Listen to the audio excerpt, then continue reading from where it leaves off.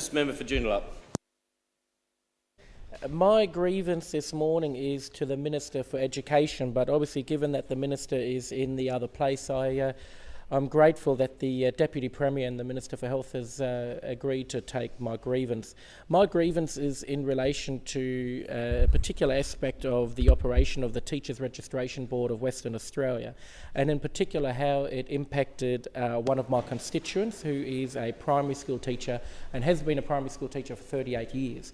Perhaps the best way to explain to the Minister the grounds for my grievance this morning is to actually take him through, if you like, the case or the story that has led to today.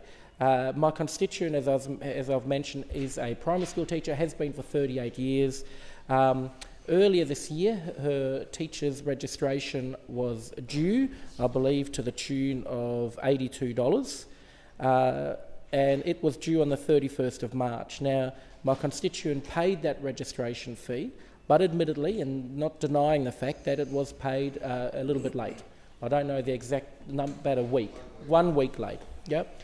And look, you know, I'm not perfect. I can let people know I've paid my phone bill late, my electricity bill late, and water bill late. Things happen. But anyway, my constituent did pay her registration fee, but it was a bit late. Now, like a good teacher, as we've asked of our teachers, she subsequently went on long service leave with her husband, which is exactly what we want to see our teachers do, and she went on a very well-deserved holiday to Europe. Now, in that time, the Teachers Registration Board obviously received her registration payment, so they knew that she had every desire to remain a registered teacher. She hadn't left the state, she hadn't suddenly retired, but because she paid it late, issued her with a late payment fee, which no problem with that, fair enough. I mean, that was made clear to teachers. If you don't pay on time, you will get issued a late payment fee. The issue, of course, is that the notice of that late payment fee arrived at a time when she was in Europe, enjoying a well-deserved break. The late payment fee stated that she had 30 days to pay, which obviously came and went while she was enjoying, I believe, Italy at that time. Whilst she was away, the Teachers Registration Board then decided to deregister her. So in May, my constituent came back from holiday, fully expecting to be able to go back to work on Monday. Her her school were expecting her to be back at work on Monday.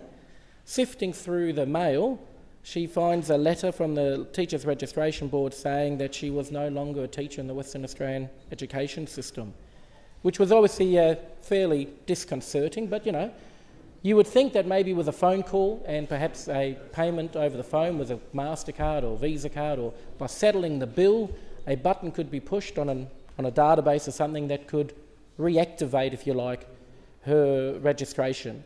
But that, in fact, was not the case. She was treated as if she had never been a teacher ever in her entire life. She literally had to re-go through the registration process as if she was a graduate. Now, it had been 38 years. It had been 38 years since she had to do that. So she actually had to go to Curtin University, who had to go to their archives because it goes back so far to find her the original documentation that she needed. That's right, it wasn't. It was a teachers' college. So it took a number of weeks for her to get all this paperwork back together again. During this time, my constituent was now not earning any money. The school was significantly disadvantaged by not having an experienced teacher. And I suppose to add insult to injury, when finally she did go through the re-registration process, again, the 38 years didn't count for anything. She was actually re-registered as a probationary teacher. So as you can imagine, this has caused a highly respected teacher, one of my constituents, great upset, and I don't blame her. And I look at this and I just question, what has this actually achieved for the state? What have we achieved out of this? What we've achieved is to upset a highly respected 38-year veteran teacher who's no doubt shared her negative experience with her colleagues and her neighbours and her friends. We've collected the fees that we were due, but I dare say we probably would have achieved that anyway. And it just seems to me that it was bureaucracy for the sake of bureaucracy. Now, I understand that in this instance it's too late for my particular constituent, but what I am hoping, Deputy Premier, is that on behalf of the Minister of Education, that we can take this instance on board, and I understand from having a chat with the member for Geraldton, it's something that he's come across as well in his electorate, that perhaps we can have a look at how the Teachers Registration Board operates in this instance. And just, I think a bit of common sense. One phone call to the school would have determined why there was no communication from the teacher, because the teacher was on long service leave. And like I said, even if you had placed the teacher's registration in a level of suspension until the payment was due, but as soon as you pay, you reactivate the teacher instantly, would have already been a step in the right direction.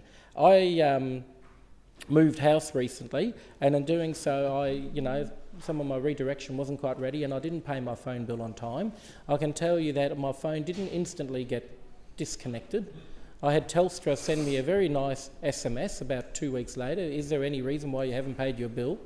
And clearly I was too busy debating the other team in here, and ignored that SMS, and so a week later I got a phone call from them, a lovely Indian gentleman, asking whether now would be a convenient time to take my credit card details so that I could pay my bill. And I suppose, jokes aside, it just seems strange that the teacher in this instance does not deny the fact that the registration fee was paid a week late, but golly, on an issuing of a late payment fee, to go to that extreme response of deregistering them, especially when the consequences of that are to basically wipe away 38 years of history and make them go all the way back to square one and become a probationary teacher, I think seems a bit harsh.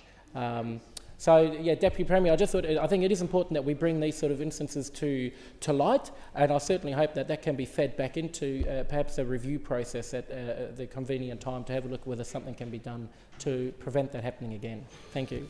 Deputy Premier. Mr Acting Speaker, I'm responding on behalf of the Minister for Education, and I'd like to offer you a great deal of comfort and condolence on that, but I'm afraid I can't. And the best things I can say come at the end of the briefing note, because the first half of the briefing note I won't go through because it's quite defensive about the process.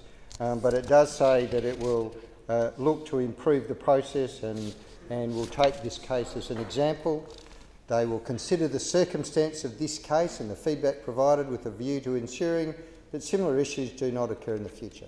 But can I tell you that it's my view that the role, particularly the role of ministers, but the role of members of parliament, is to put the human face on bureaucracy.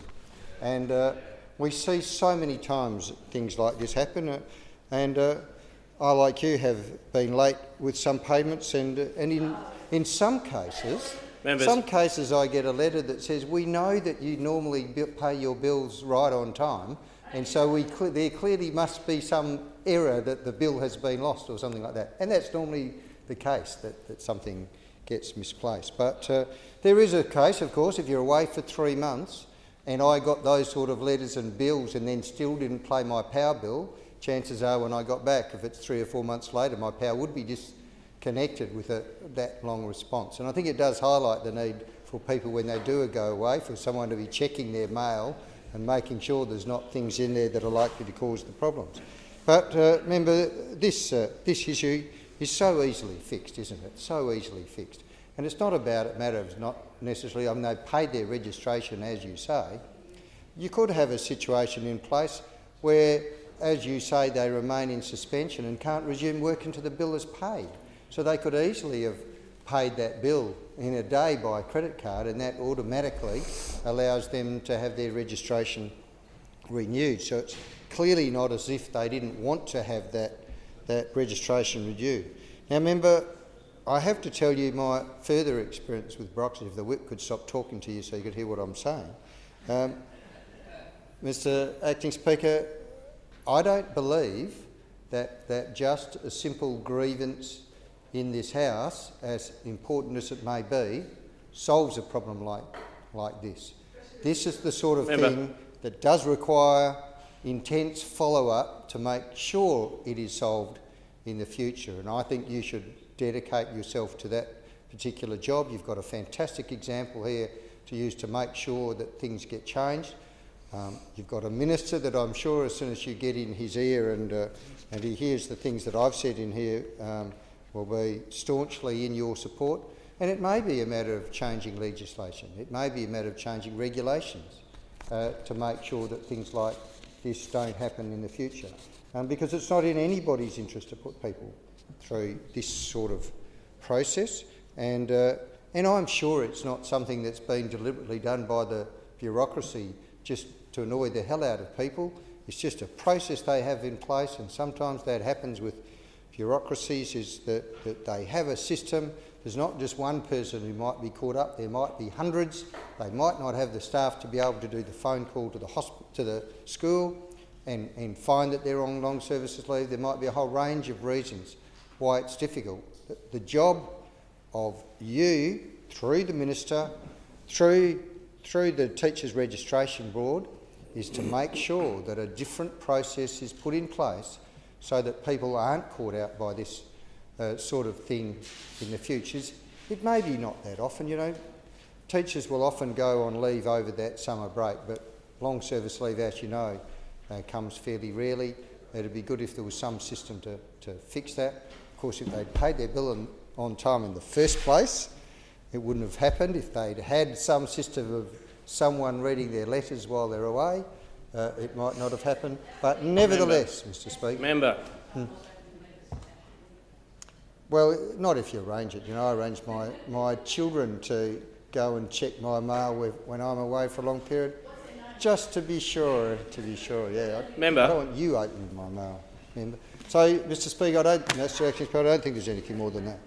I can say the member makes a great point on behalf of his constituent. It's something that definitely needs to be fixed, and I hope he'll continue. I'm sure he'll continue to follow through with the Minister, with the Teachers Registration Board, to make sure that they change their system so that we don't have situations like this happen in the future. Right. Mr.